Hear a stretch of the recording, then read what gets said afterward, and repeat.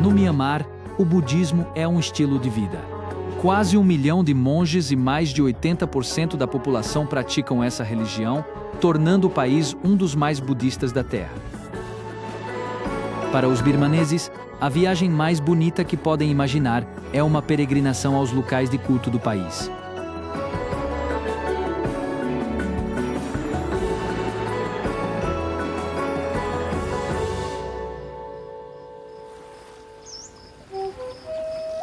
O sol nasce sobre o lago Inle e os pescadores buscam sorte em águas rasas.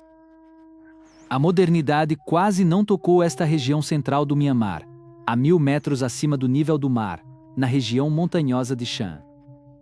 Os moradores vivem quase inteiramente graças ao lago, que utilizam para a pesca, o cultivo, o transporte e o banho. Os habitantes, aqui como em todo o país, são budistas. Ao redor do lago existem cerca de 200 mosteiros. O mosteiro de Ngaf Chang está entre os mais antigos, construído há mais de 250 anos. O budismo chegou à Birmânia no 3º século a.C. A escola budista praticada aqui, como na maior parte do Sudeste Asiático, é chamada Theravada. Trata-se de um budismo mais conservador do que o do outro ramo, o Mahayana, e adere mais estritamente aos ensinamentos do Buda, enfatizando a disciplina monástica como um passo necessário para uma espiritualidade mais elevada. Wipulathiri é um dos 4 monges que vivem aqui. Ele tem 45 anos e é monge há 9, tendo encontrado seu lar neste mosteiro no Lago Inle. Compartilhamos aposentos com uma família especial de felinos. Os monges deste mosteiro sempre tiveram gatos para manter os ratos afastados. Há mais de 20 anos, alguns dos monges ensinaram seus animais a pular apenas por diversão.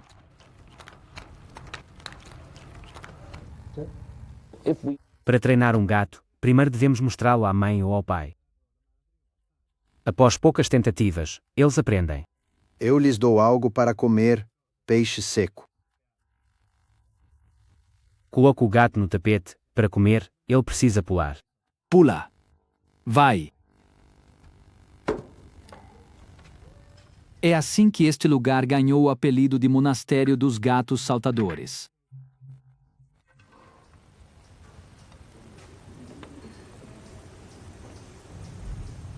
Há vários anos, Wipulathiri mudou-se para o Lago Inle vindo da capital Yangon para seguir seu monge superior.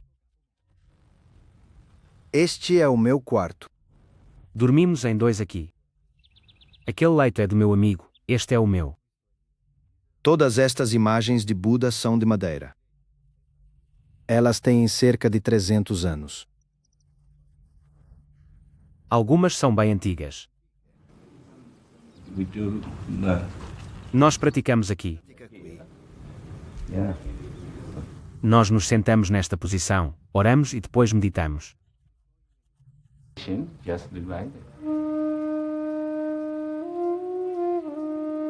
Todas as manhãs, ele acorda às 3 horas e medita por um par de horas. A vida de um monge é muito tranquila, pois não precisamos trabalhar no mundo dos negócios e apenas praticamos o bem.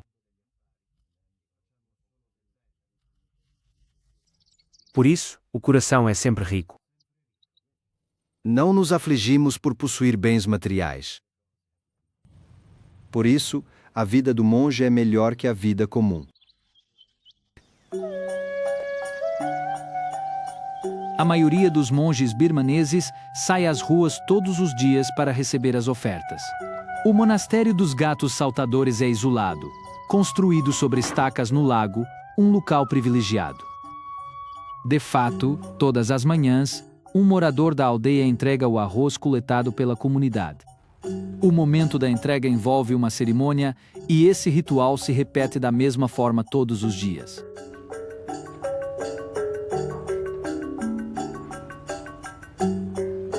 Não apenas o homem que trouxe o arroz, mas todos os que participaram da oferta contribuíram para o seu karma positivo.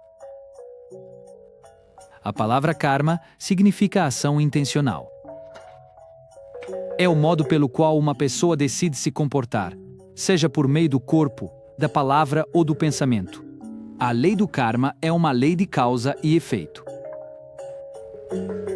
Segundo Buda, quem pratica o bem recebe o bem, e quem pratica o mal, recebe o mal.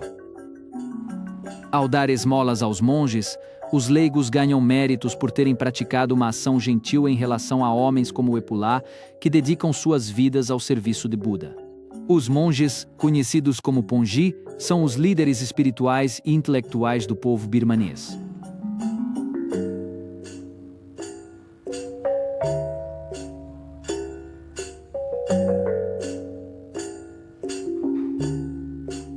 Após oferenda a Buda, o Epula e monges almoçam. Essa é a última refeição do dia, pois as rígidas leis budistas não lhes permitem comer depois do meio-dia. As pessoas trazem de tudo, como arroz, curi, flores e velas.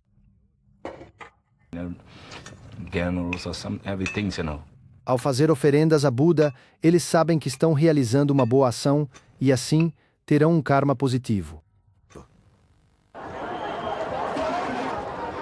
Todo dezembro, habitantes do lago se reúnem em festividade de fim de semana, levando ofrendas a monges. O evento é karma positivo e celebração festiva.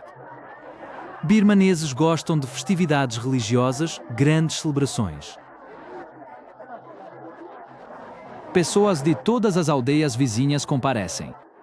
Minorias descem das montanhas com cocares coloridos, jovens procuram casamento.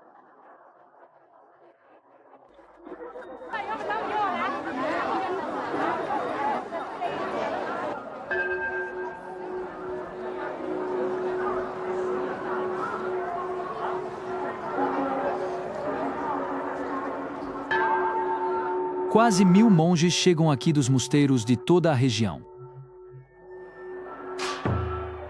Jovens e idosos alinham-se para uma longa procissão. Cada aldeia tem um representante que entrega o arroz.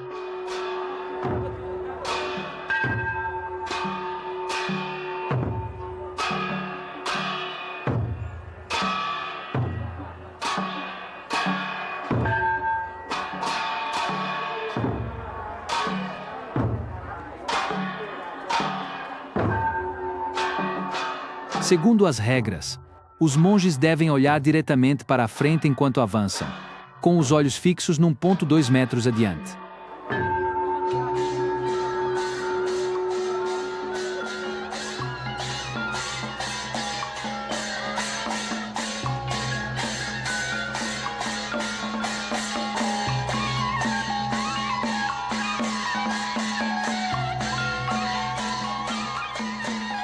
As tigelas são esvaziadas gradualmente em cestos, um para cada mosteiro.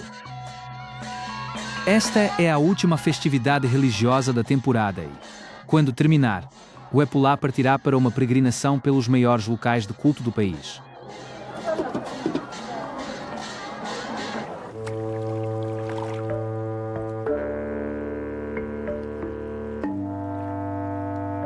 No dia após a festa, todos voltam ao trabalho. A maior parte da população de Mianmar vive da agricultura, e as técnicas usadas no Lago Inle são absolutamente únicas. O lago ocupa 158 km², mas é pouco profundo. E os vilarejos que o rodeiam contam com cerca de 70.000 residentes. Eles são chamados de Intas, ou seja, filhos do lago.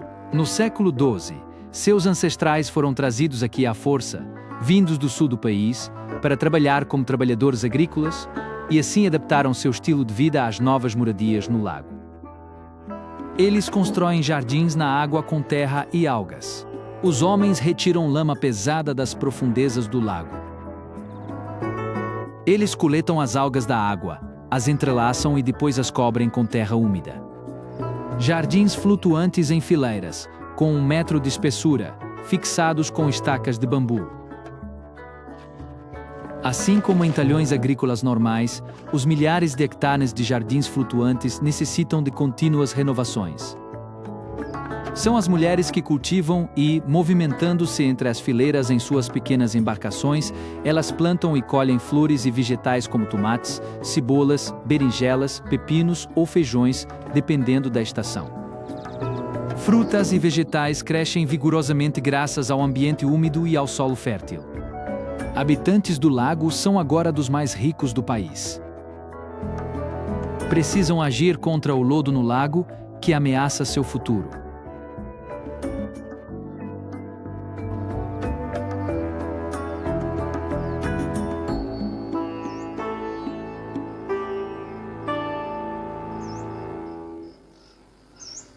Em Myanmar, todos os meninos e algumas meninas budistas enfrentam um rito de passagem que marca a transição da infância para a idade adulta. O dia especial é escolhido pela família e começa em casa, onde parentes e amigos se reúnem ao amanhecer para preparar as crianças. A cerimônia masculina mais importante chama-se Shindiu, e nela o menino é ordenado noviço. Em Myanmar, todos os jovens budistas passam um período em um mosteiro, um passo dado entre os 8 e os 12 anos de idade, que representa o momento mais importante de suas vidas. Os esplêndidos trajes simbolizam os bens terrenos aos quais o menino deverá renunciar.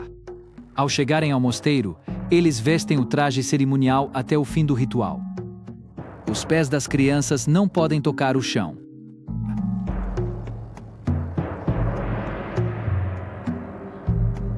Um mínimo de 5 monges deve participar da função, e quanto mais estiverem presentes, melhor. Como a família paga pela cerimônia com ofertas aos monges, cada monge adicional a torna mais custosa.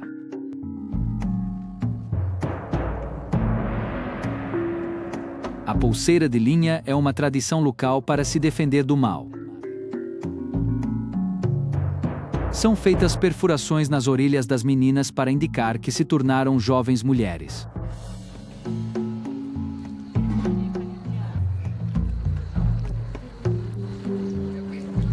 Então o menino é preparado para sua iniciação como noviço. Ele pode permanecer no mosteiro o tempo que quiser, seja por uma semana ou pelo resto de sua vida.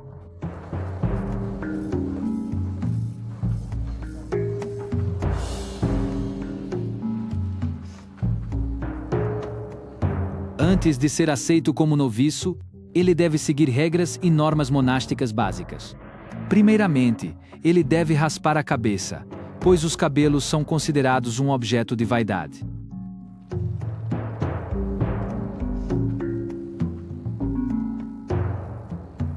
Ao se tornarem noviços, os cabelos podem levar à vaidade e ao desejo de se ver no espelho. Uma das regras budistas prevê que todos os meninos que se tornam monges devem primeiro raspar a cabeça para não perderem tempo se penteando.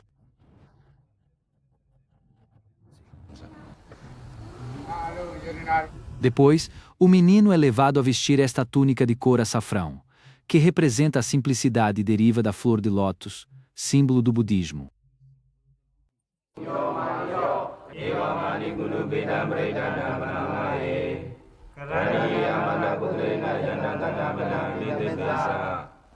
Ele pede ao monge superior para ser admitido como noviço. Durante o período de permanência no mosteiro, ele é considerado um filho de Buda. 800.000 monges vivem em Myanmar, a maioria temporários ou noviços. 100.000 deles dedicaram a vida permanentemente ao budismo. Um homem pode retornar ao mosteiro a qualquer momento da vida. O Epula decidiu tornar-se monge relativamente tarde, aos 36 anos, após se divorciar da esposa e ajudar a criar um filho.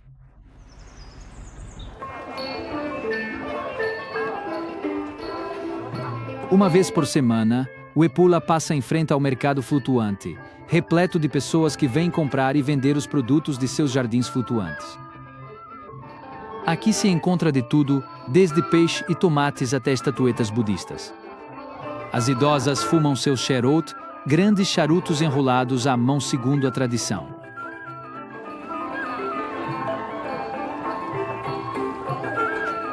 Os monges nunca fazem compras no mercado, pois as regras budistas os proíbem de manusear dinheiro.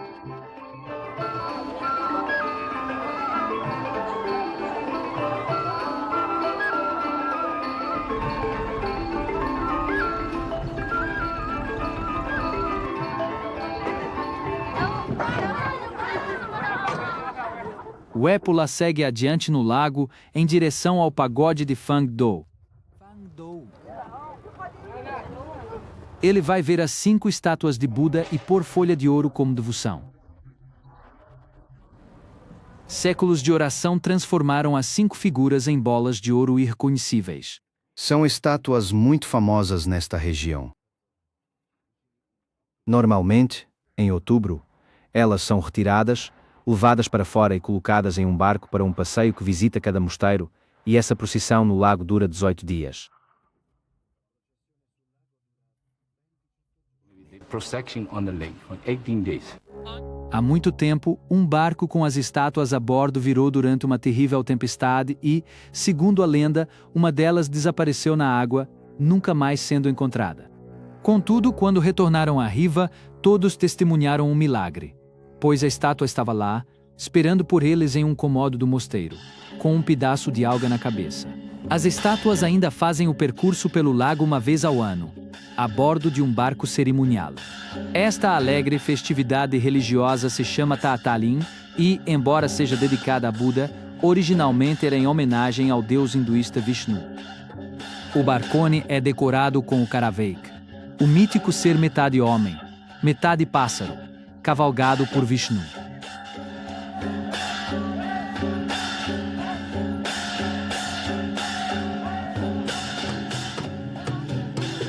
A festa termina com disputa entre vilarejos, usando barcos de 30 metros e 100 remadores. As equipes remam usando as pernas, um sistema originalmente empregado pelos pescadores, que assim podiam observar a água e usar as mãos livres para puxar as redes.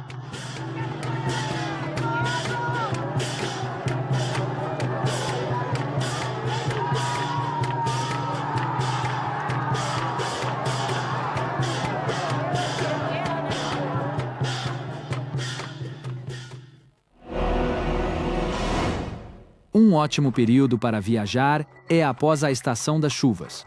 O Epula aproveita este momento para iniciar sua peregrinação aos locais de culto mais importantes de seu país, pois a viagem lhe oferece a oportunidade de fazer excelentes méritos, prestando seus respeitos a outros monges e às imagens de Buda por todo o Mianmar. Sua jornada começa com um percurso de 2 horas por um território impervio nas montanhas, rumo a Pindaya.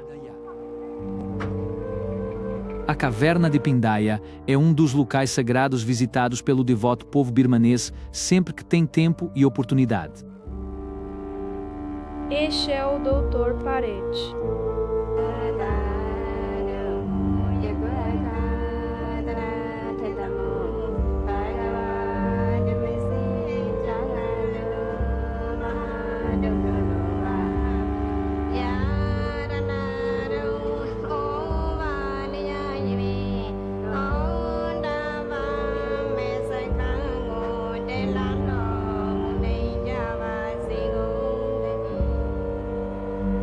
As imagens de Buda são objetos divinos que inspiram as pessoas e ajudam a concentrar a mente na meditação e na reflexão.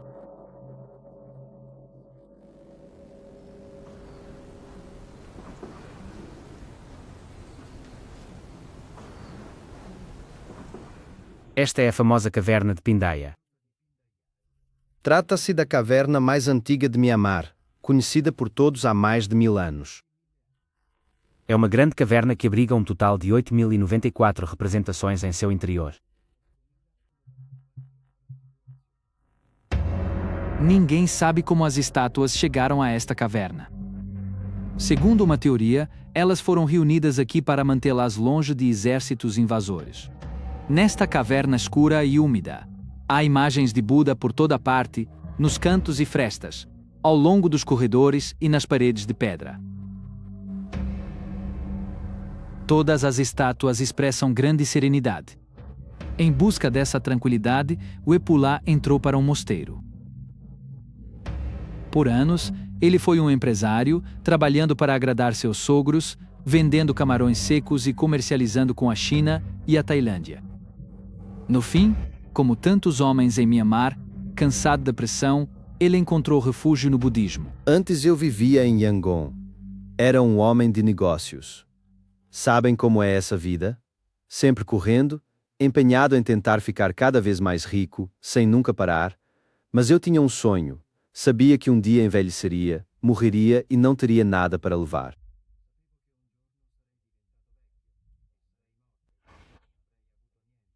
No futuro, um dia, tudo seria perdido, e a única coisa que eu poderia levar comigo seria o meu karma positivo. Assim, decidi tentar me tornar um monge.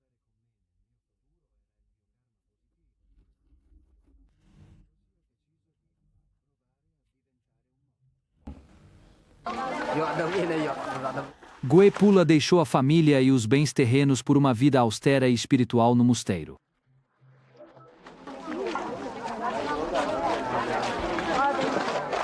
Ele segue os passos de Gautama Buda, um príncipe que sacrificou riqueza e poder para viver na pobreza em busca da verdade, e que, há 2500 anos, fundou o budismo que conhecemos hoje. Não muito longe de Pindaya, vive Konlan Sayadaw, um monge por quem o Epula nutre profundo respeito. Este monge idoso viveu por anos sozinho em uma caverna escura, mas agora reside em um confortável mosteiro que o governo construiu para ele. Por anos, ele se alimentou principalmente de laranjas, e sua pele cheira a frutas cítricas. Ele é um monge muito famoso em Mianmar, tem 91 anos e vive nesta região há muito tempo, sendo excelente na meditação. Asian monk from Myanmar. Ele nunca come arroz. Ele se alimenta apenas de frutas por toda a vida. Já são mais de 50 anos vivendo somente de frutas e meditação. He tried to do the meditation. Existem muitas cavernas nesta região, e ele as conhece todas, tendo passado quase 60 anos nelas.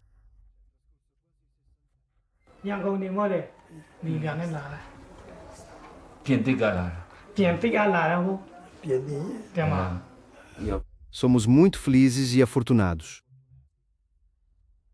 Este corpo sempre tem um bom cheiro.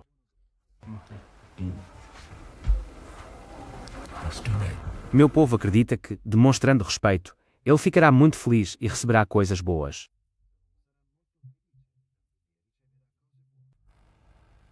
Eles acreditam que, se você tem uma doença ou algo ruim no corpo, o cheiro entra nos pulmões e purifica o coração.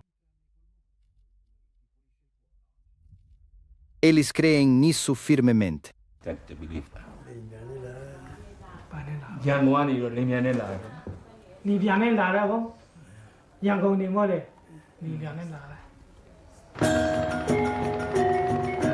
O rio Irrawaddy é como uma grande artéria que atravessa Mianmar. Os colonizadores britânicos o chamavam de o caminho para Mandalay. Mandalay foi a última capital real e, agora, é o centro de aprendizado do budismo. É o próximo destino de Gue Pula. São quase 6 horas da manhã no mosteiro de Magan Dayan. Cozinheiros preparam carne de porco ao curry em panelões para os 800 monges. Na lua cheia, período espiritual, monges não pedem esmolas. Moradores levam oferendas como carne de porco ou peixe.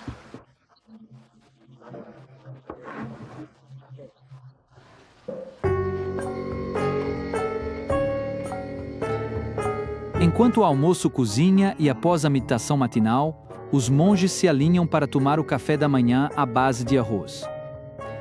A maioria são noviços estudando religião, em uma das maiores escolas monásticas de Mianmar. Eles passam os dias lendo e memorizando os ensinamentos de Buda na antiga língua Pali.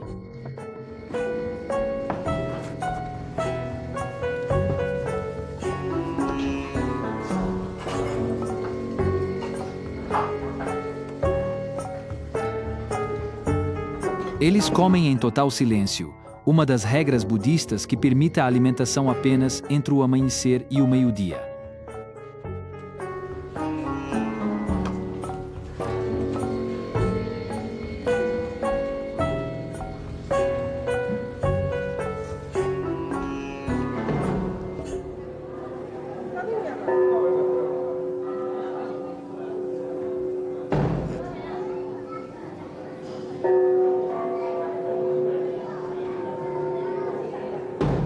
No sul de Mandalay, o santuário do Buda Mahamuni é um dos maiores locais de culto de Myanmar.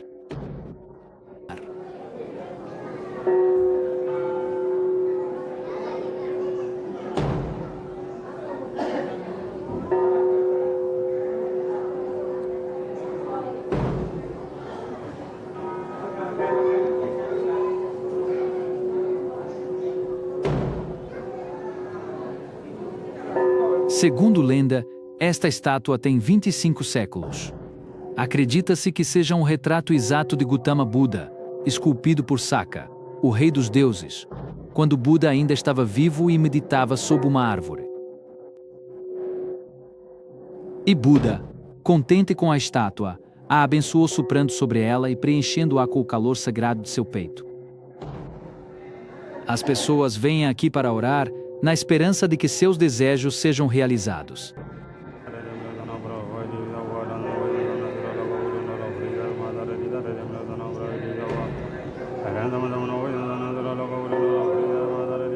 As mulheres não podem se aproximar da estátua, pois os budistas acreditam que nascer mulher é uma punição por um karma negativo na vida anterior. Aos fiéis do sexo masculino não é permitido aplicar ouro no rosto do Mahamud. No entanto, eles colaram tantas folhas de ouro em seu corpo que ele está inchado. As folhas de ouro vêm de oficinas familiares situadas no bairro dos Artesãos, na parte sudeste de Mandalay. O rio Irrawaddy é repleto de ouro, e os birmaneses aproveitam a abundância desse metal precioso, usando-o como oferenda aos Budas nos santuários. Os artesãos batem as peças de ouro por 6 horas e meia, até que se tornem tão finas a ponto de poder cobrir 10 metros quadrados com 28 gramas. Trabalham descalços, pois o local é considerado sagrado. Mulheres formam linha de montagem, preparando pacotes com 100 folhas cada. Enquanto uma remove as folhas batidas do papel de bambu que as separa, outra as corta em quadrados de 5 cm e as organiza cuidadosamente em pequenos pedaços de papel de arroz.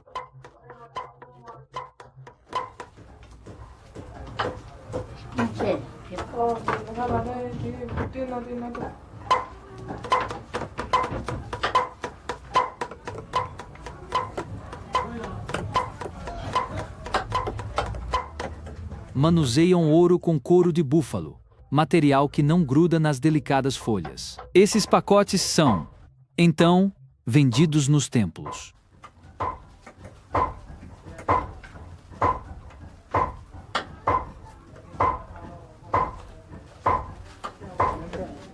Os artesãos trabalham no ouro todos os dias, exceto quando a lua cheia.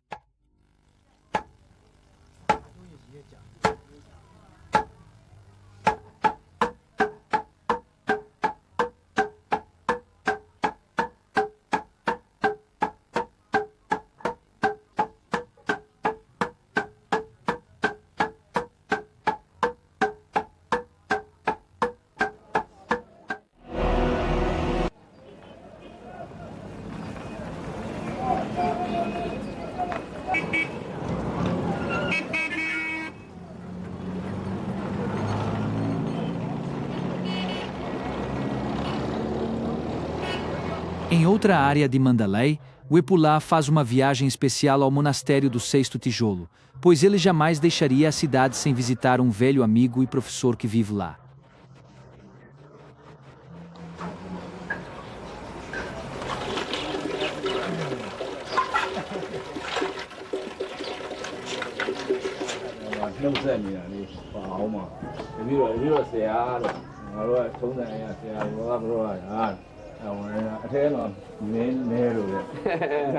Quando dois monges se encontram, o mais jovem sempre se curva em sinal de respeito ao mais velho. No fundo da sala, um grupo de jovens noviços estuda os textos sagrados, lendo em voz alta por cerca de 9 horas diárias para memorizar os ensinamentos do Buda.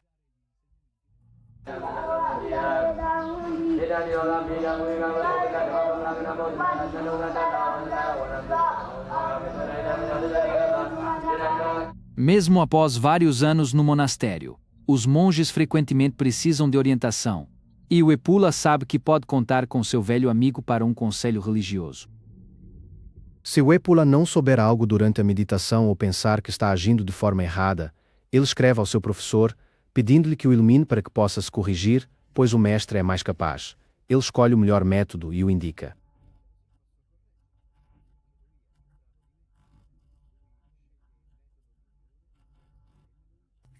He chose the good ways to show me that.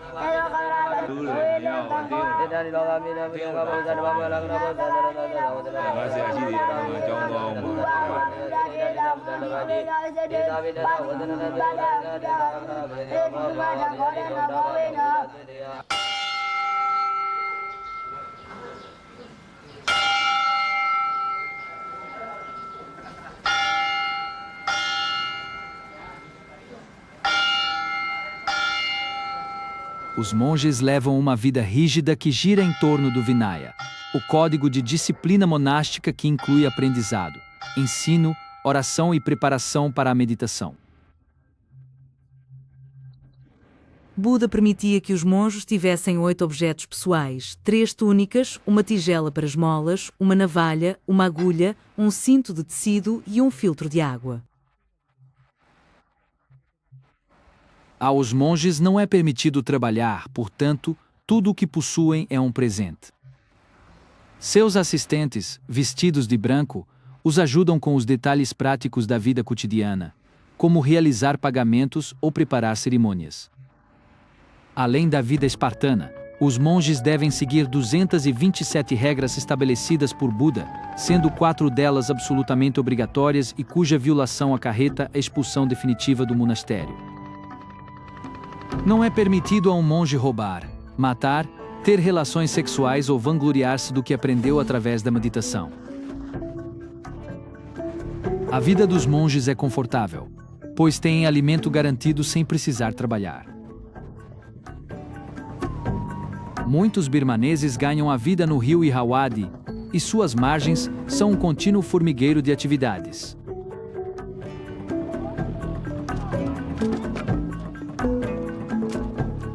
Enormes toras de teca são transportadas das florestas pela corrente do rio, visto que quase metade do país é coberta por floresta virgem, especialmente de teca.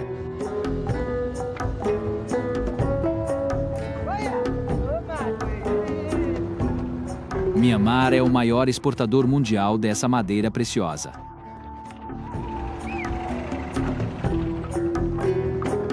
Sim, foi um pouco difícil.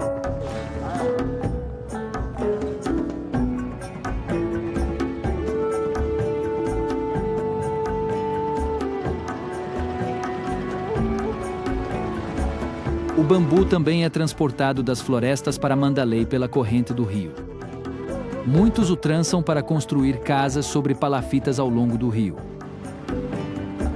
O Epula o percorre sentado na parte dianteira da embarcação. Cedem lugar aos monges, cujo assento dianteiro é reservado.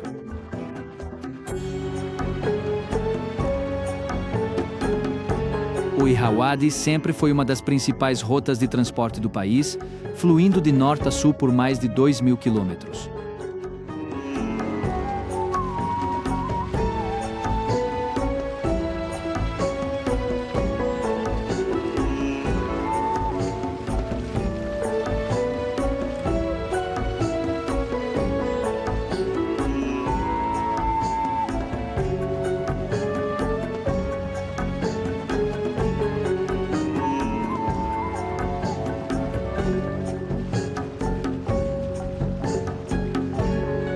A peregrinação de Epula o leva à pagoda de Mingun.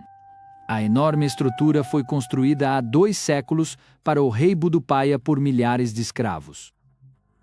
O rei gastou demais em projetos e ficou sem fundos. Ele parou as obras com a pagoda a 1/3 pronto. Hoje, na fachada, encontramos os sinais de numerosos terremotos.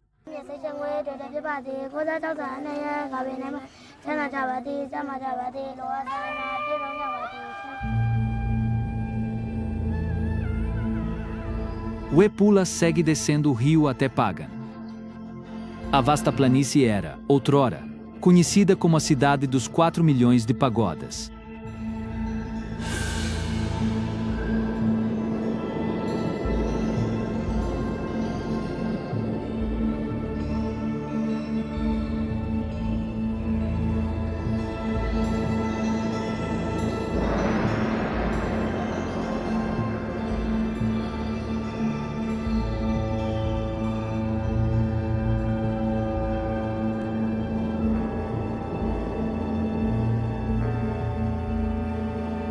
Pagan era a antiga maravilha de palácios de madeira e templos. Hoje, é sítio arqueológico mundial. Sua idade de ouro começou no século XI, quando o rei Narata estabeleceu sua capital aqui. O rei criou o primeiro império birmanês unificado e tornou-se um fervoroso budista. Seu império durou 250 anos.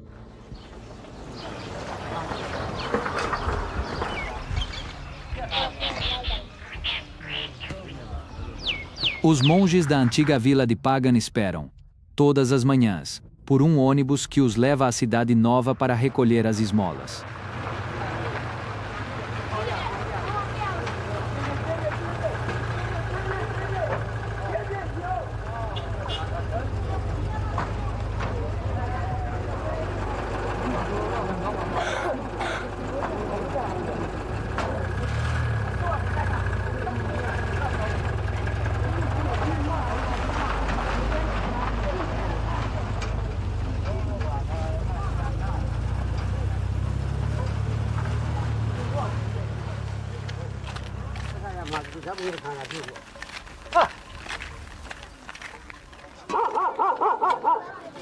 Em Myanmar, cada dia começa com este ritual. Monges pegam tigelas para esmolas e percorrem as ruas com velocidade surpreendente. Os habitantes esperam para entregar doações em frente às casas.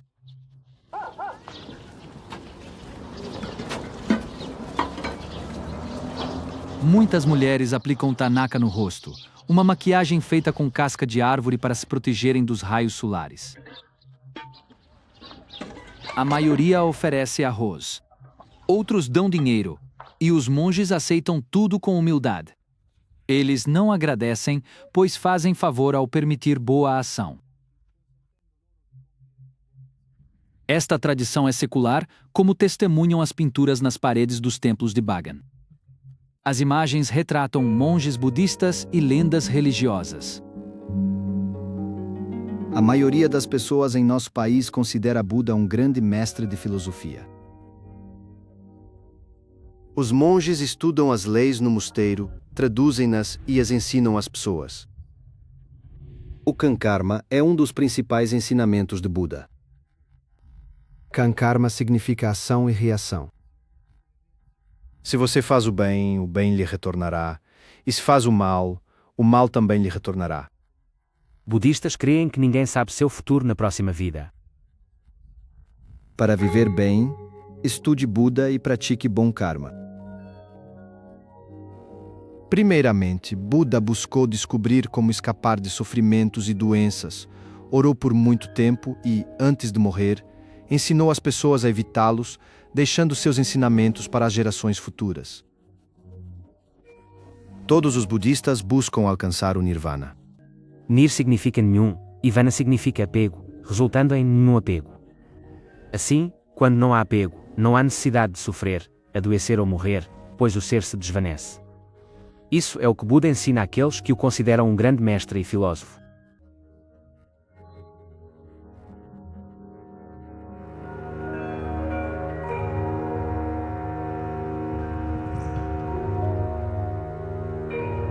Mas mesmo para um monge não é sempre fácil libertar-se de todos os apegos terrenos ou dos pensamentos que povoam a mente.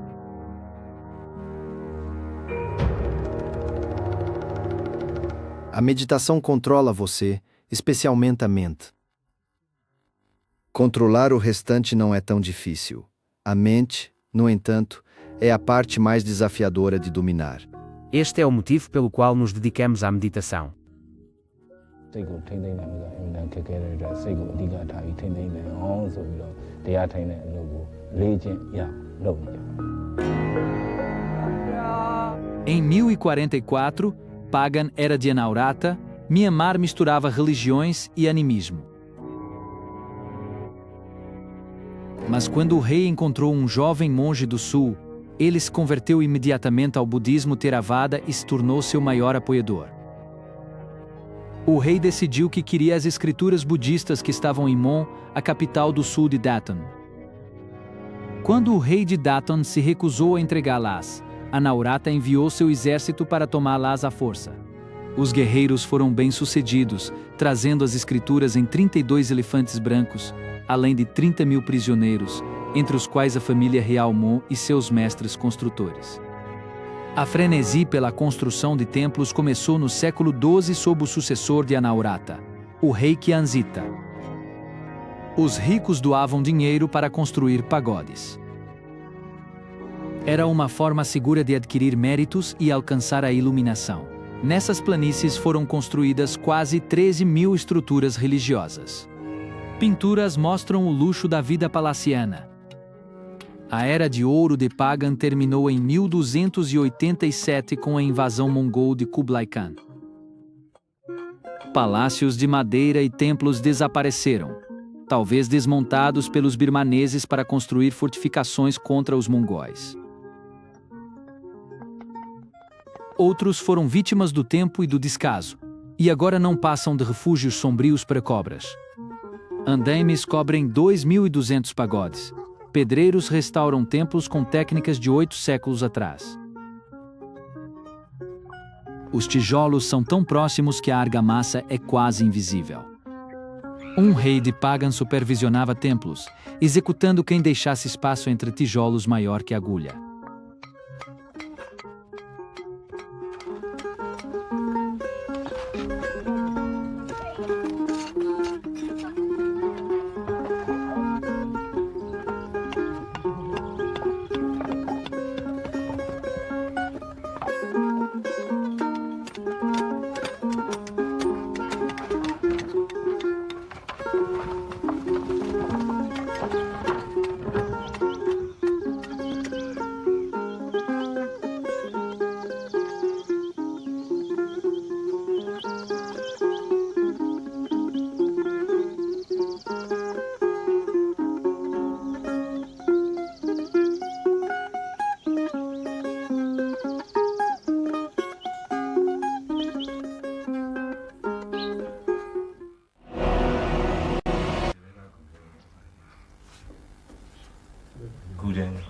Gepula vai à vila de Bagan para prestar seus respeitos ao Pandavin.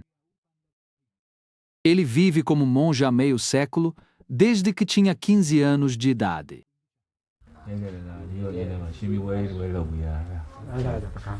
O monge idoso leva uma existência solitária em um mosteiro próximo a uma gruta.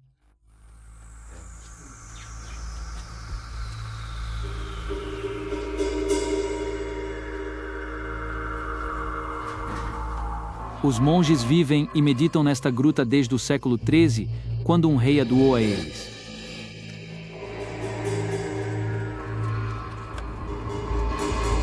O silêncio total permite concentrar a mente.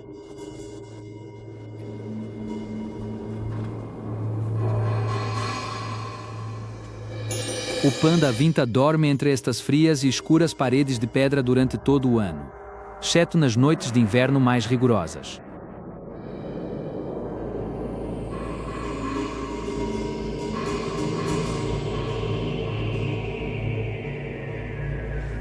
Antes dele, seu monge superior viveu na gruta por 50 anos até a sua morte.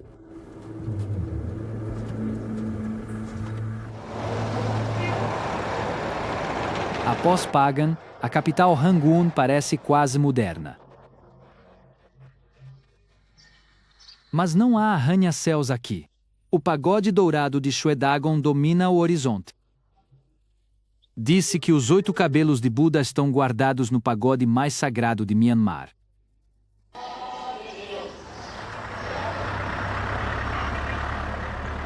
Esta é a cidade natal de Gepula, e sua família o espera, emocionada para revê-lo.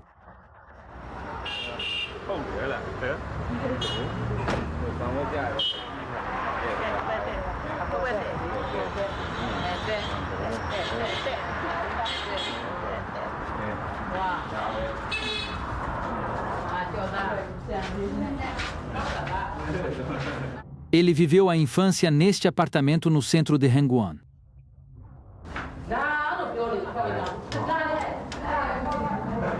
Ao entrar, a primeira parada é no sacrário da família.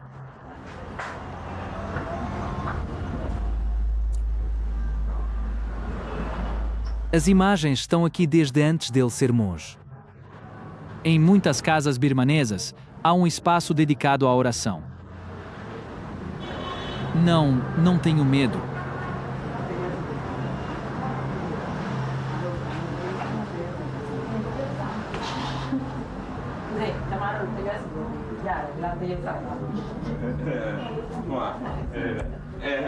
É hora de ver a família e o quanto as crianças cresceram. Suas raras visitas à casa são sempre ocasiões de alegria.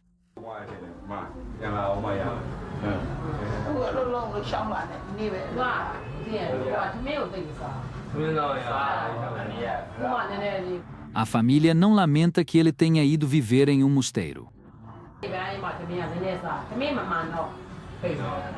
Estou feliz em ver minha família. Venho para casa uma vez por ano, porque minha mãe quer me ver. A mãe está muito orgulhosa do caminho que ele escolheu. A mãe está contente, pois, embora geralmente não se possa venerar um filho, ela pode adorá-lo todos os dias como monge. Isso a torna merecedora. A túnica de um monge é algo nobre. Dinheiro, joias e objetos não são nobres.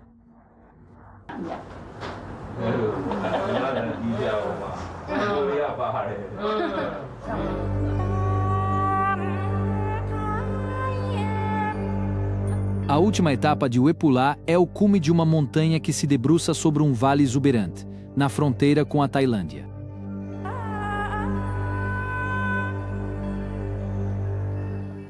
Um percurso exaustivo ao longo da encosta da montanha a 1.200 metros.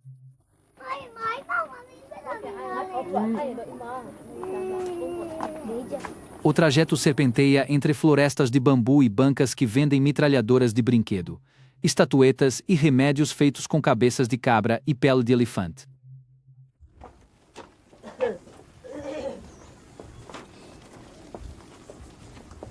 O som amplificado da oração é a primeira coisa que se ouve no topo, indicando aos fiéis que finalmente chegaram à única e sagrada rocha dourada.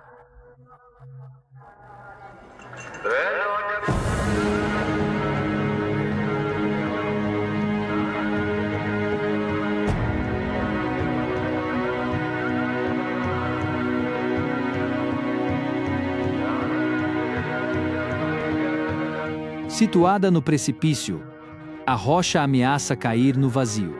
Birmaneses dizem que um fio de cabelo do Buda a segura.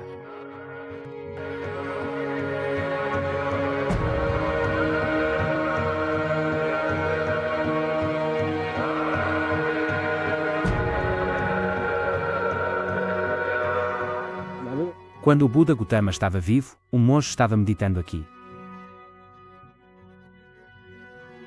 Ele construiu um pagode sobre a rocha e pôs um fio de cabelo do Buda dentro. Quando alguém faz uma peregrinação à Rocha Dourada, é como se o Buda ainda estivesse vivo, e a todos é dada a oportunidade de orar a ele.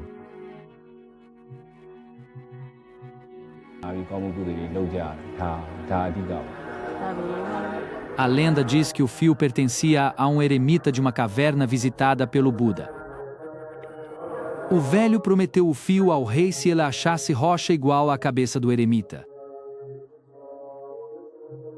A rocha foi encontrada no fundo do mar, transportada para a montanha, e o fio de cabelo foi colocado na pagoda no topo. O espaço atrás da rocha é um fervilhante centro de atividades. Há turistas, fiéis, oferendas, pessoas circulando e tirando fotos.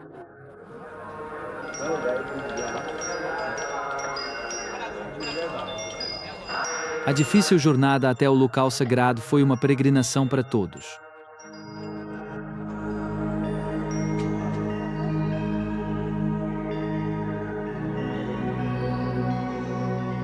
Quando a noite cai, a pedra brilha e parece flutuar na mesma altura das estrelas.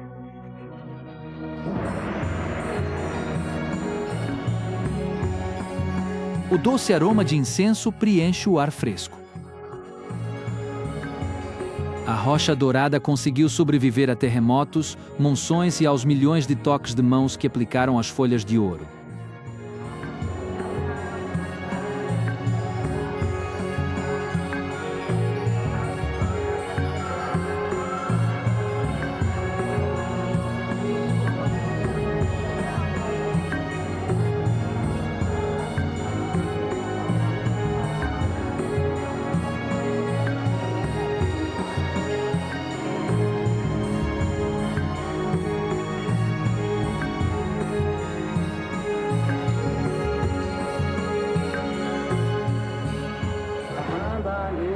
Wepula adiciona sua oferenda a outras de séculos passados.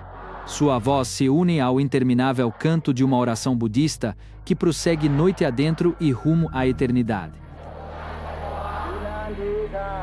Sua peregrinação chegou ao fim e agora ele poderá retornar ao Lago Inle, sentindo-se um passo mais próximo do Nirvana.